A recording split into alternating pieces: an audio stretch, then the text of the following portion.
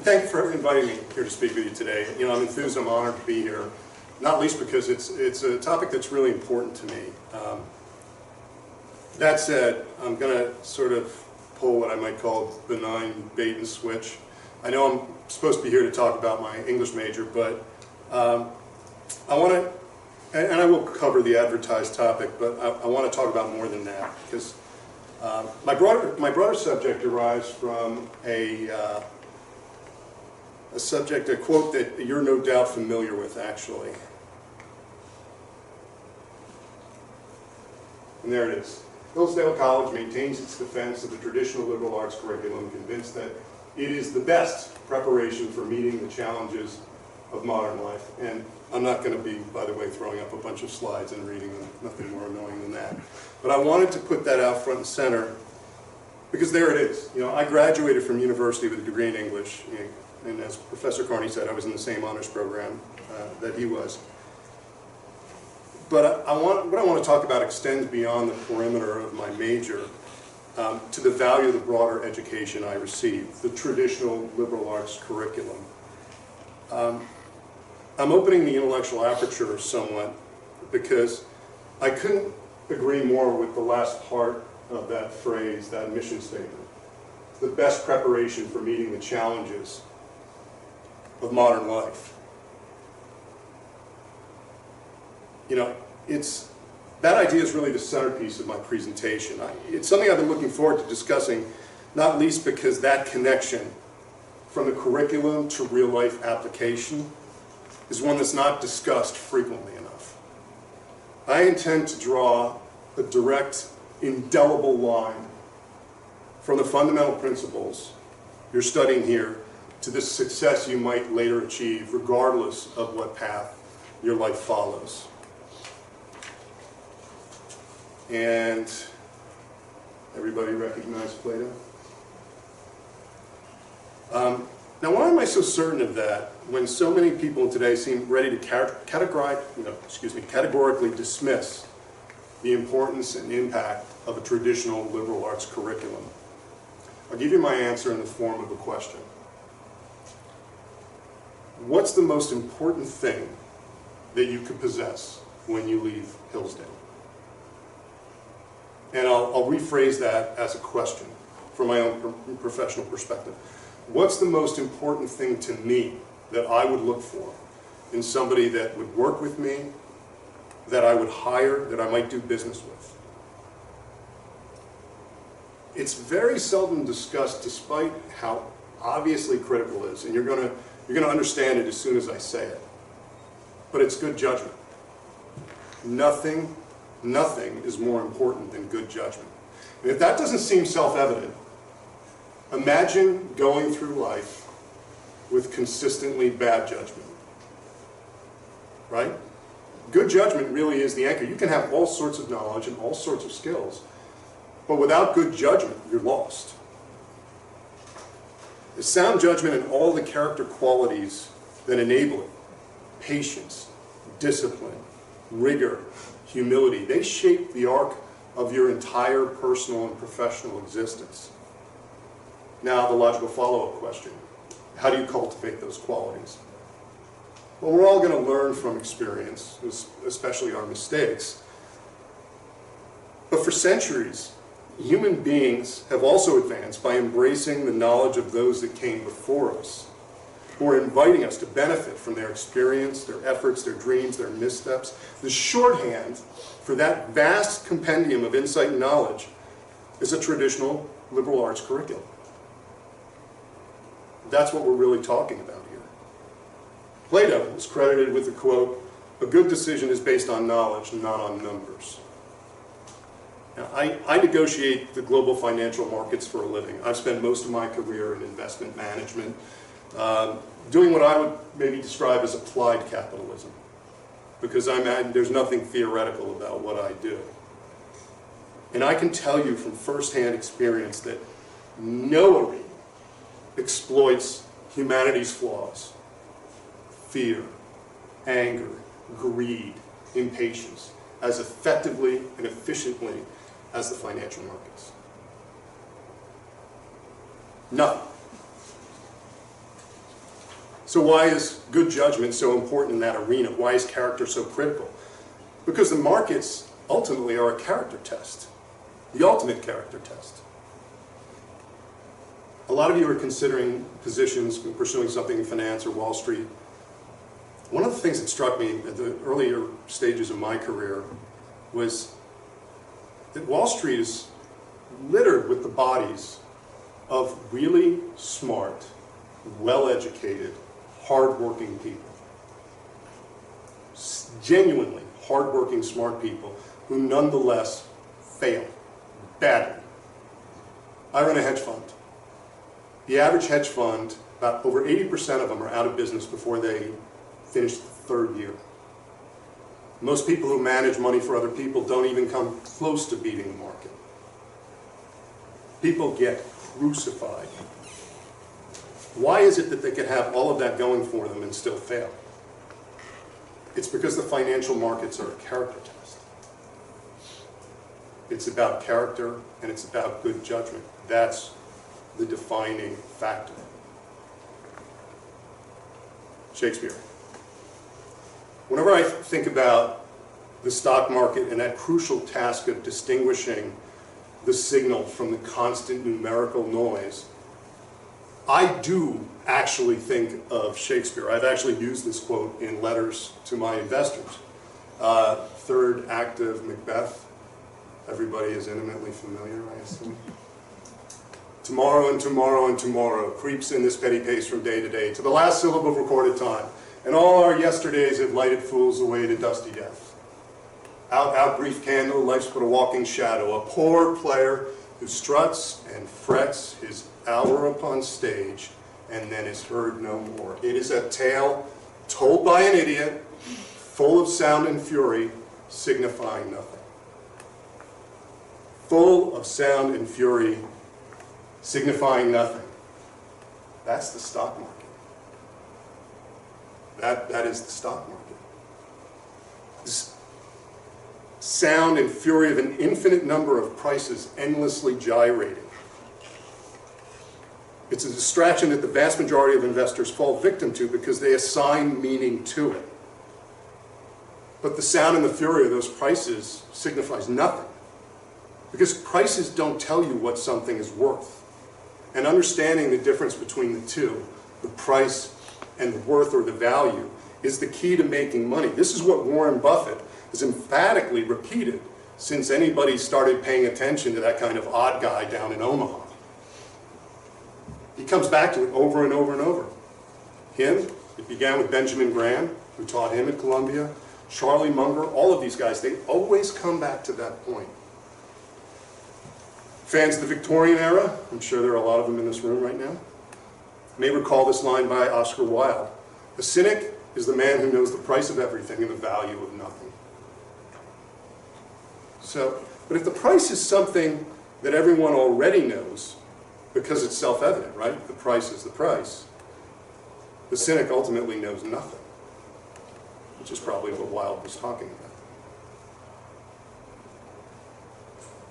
Some of you may be familiar with a poem by Edgar Allan Poe called Alone.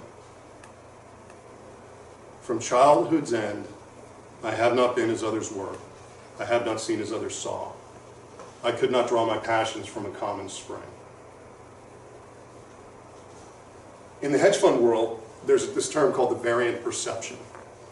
It's being able to look at a market or a situation and see what others can't, specifically to see the value of something, what it's worth, regardless of what the market and the price may be indicating at the time. I would argue that it's about having the perspective and detachment, the detachment necessary to refract reality through a different lens. What was it about Poe that enabled him to generate so much superb literature and also pioneer an entire genre, the Murders of Rue Morgue? He invented the detective story. He couldn't see as others were.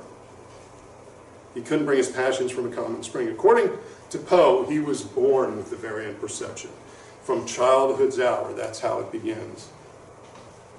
But I think he developed the habit of not looking at the things the way others did. and as a result came to see what they didn't or couldn't. Or to put it more accurately, he could see what others couldn't because he couldn't look to others, he didn't look to others to tell him what was there. He didn't necessarily trust others' interpretation of reality.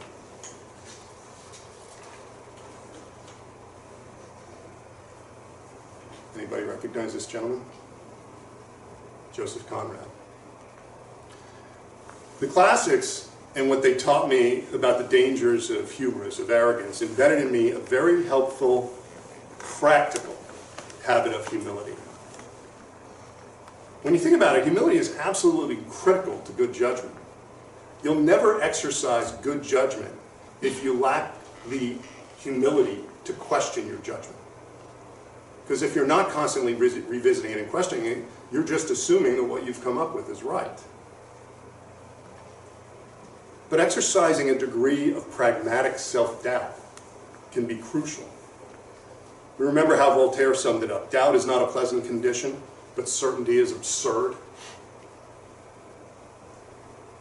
That's what I'm talking about. One thing that's been absolutely key to my success as an investor is the habit of, no matter what I'm analyzing, always circling back to that same question.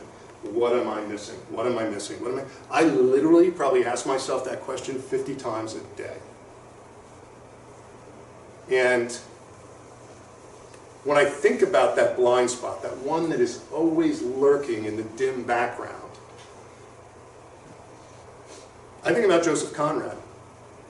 Have any of you read Heart of Darkness? Okay. It's a novel he wrote in 1902, and it's actually the basis for the movie Apocalypse Now. It was that story set in the context of Vietnam. It's a really great book. There's a line near the beginning of that novel that stayed with me since the moment I read it. They were conquerors, and for that you want only brute force. Nothing to boast of when you have it, since your strength is just an accident arising from the weakness of others. What could be more important to avoiding losses as an investor than having the humility and the awareness to authentically appreciate how your strength might ultimately be the accident of others' ignorance? Are you making money because you're correct, or only because the price is being carried aloft by others who are operating under the same mistaken impression? I don't have many slides, I don't have many digressions, but I want to get into the weeds a little bit on this point. There's an investment I had in a company. If you go to my website, there's actually an article I wrote for the Financial Times about it. It was during COVID, this company specialized in what's called UC, Unified Communications. They were the type of company you would go to if you wanted to be able to network everyone together, to be able to do conference calls, video calls. They did calling center technology. Some of it was really cool. You could be on your computer doing a video call, and your phone would be linked, and if you got up to walk away, the call would go to your phone. And so at a time when it was mandatory that they maintain distance, this was the sort of business that, during COVID, it should be the mother of all tailwinds. And so I invested in this company. I spent a lot of time analyzing it, and sure enough, they were doing really well, and the stock just skyrocketed.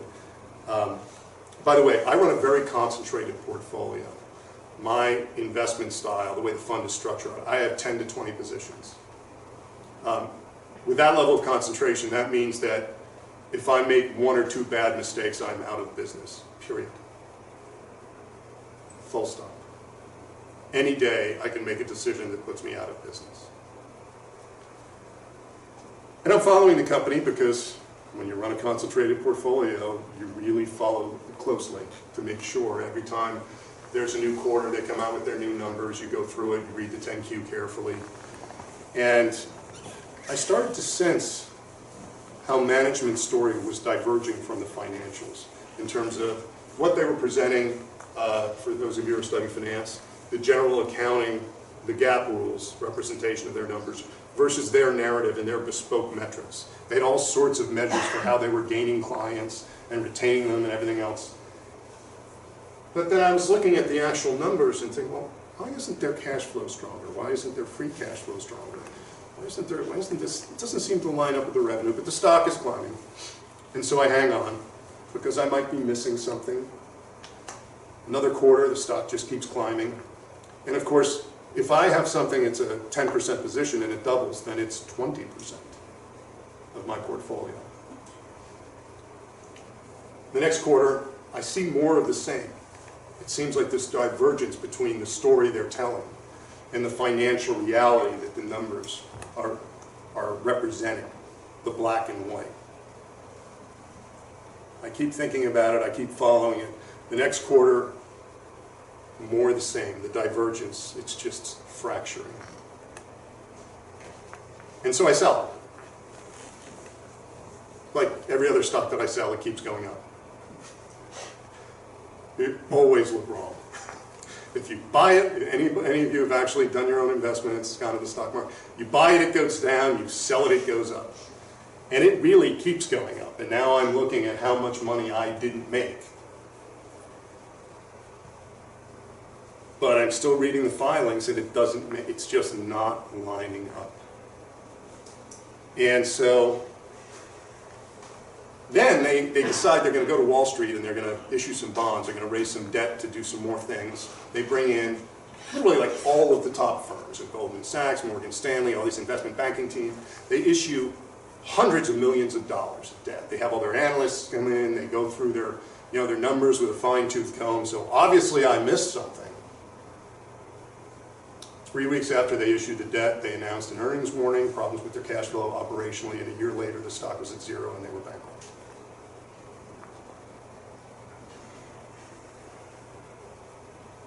The ability to just see clearly,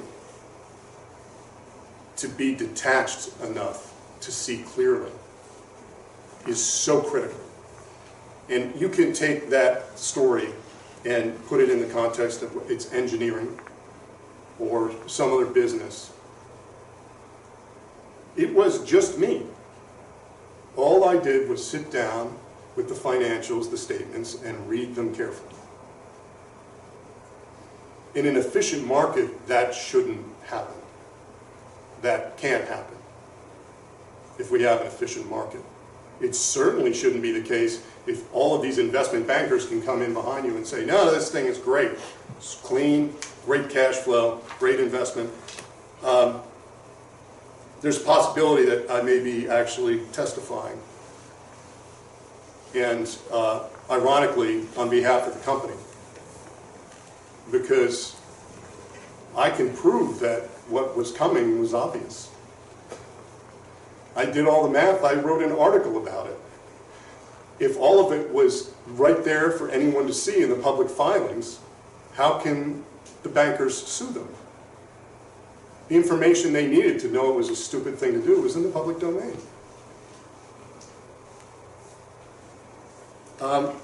My approach is a little bit different than most in that I average between 200 and 400 hours of research per position. That's something you can do and you sort of have to do when you run a concentrated portfolio, right? If I have 50 positions, so there's no way I'm going to spend that kind of time.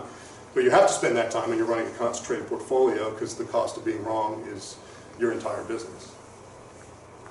Most of the people in my industry look at that and they think it's absurd to spend that much time on a single investment, especially when, based on what I discover, I might not even invest after all that research because it's not as if every investment you research that much winds up being a good one or at the right price.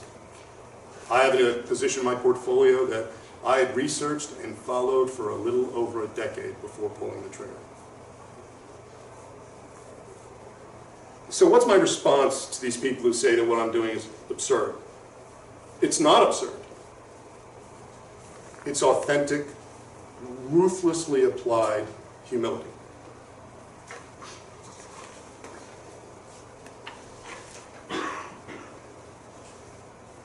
George Orwell was speaking to precisely this point when he said, to see what is in front of one's nose needs a constant struggle. The ability to see what is in front of you is a constant struggle because you have to have the humility, the judgment to say to yourself, is what I see actually what it appears to be? It's not a habit you see people developing much. You have to have the humility to do the work required to excavate the reality, in my case, the economic reality. Again, all those smart people who are really well trained and worked hard, but somehow wind up imploding. What's the difference? Orwell had a reason for reminding us that it matters not what you think, but how you think. Francis Bacon said that reading maketh a full man, conference a ready man, and writing an exact man. I follow the Orwell there with the Bacon quote because I firmly believe that writing is a form of thinking. I think through things by writing about them. Writing is how I identify the gaps and flaws in my own reasoning. And I mean that in a very literal sense. I still write a full synopsis about every single investment I'm considering because I know that process of writing will clarify my thinking and expose the shortcomings in my analysis. It just forces them to the surface. If something doesn't make sense, I will, even if it sounds like it makes sense in the confines of my head as I'm putting all of it together, if it doesn't make sense, that will be revealed in the process of putting it to print. In a recent interview, Yuval Harari said, when you write about complicated stuff, you don't really know what you want to say because you typically don't understand the subject deeply enough. Writing is thinking. And learning to write is learning to think. No matter how seemingly straightforward, every investment I've ever made has been kind of complicated stuff. But I thought about this with respect to coming in and speaking with you because the more advanced and capable artificial intelligence becomes, the more it'll be able to do our writing for us. We're already seeing it. But here's the thing. If we're not doing the writing, we're not doing the thinking, are we? The good news is, the more people choose to let the technology do their thinking for them, the more of an edge you have if you can simply think and reason for yourself. This is a great edge that you have if you embrace it. All these people, that are letting AI do their work for them, they're not just not doing the writing, they're not doing the thinking. How do you learn to think if artificial intelligence is doing it for you?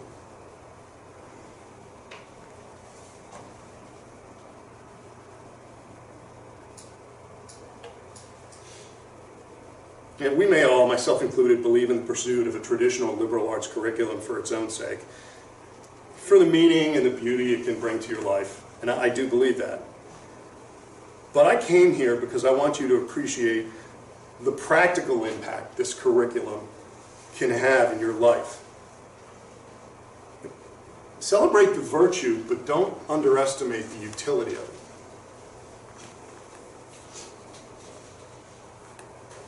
And Goethe said, what you read is only important if you can make use of it. Posterity has provided you with an infinite intellectual toolbox. These ideas, if you make them habits, become tools. They become, in a sense, weapons. I'm not here as an advocate. I'm not here to sell you what you've obviously already purchased. I'm certainly not an academic. I mean, if anything, I'm standing here, I'm an intellectual arms dealer. That's the point I want to make. When Heraclitus said character is destiny, it wasn't an academic observation, it was counsel. Yes, to do what I do, if you wanted to do it, you would need to learn accounting, corporate reporting, finance. I also studied law. But here's the thing, anybody can be taught those subjects. Don't confuse the additional floors with the foundation that supports everything else.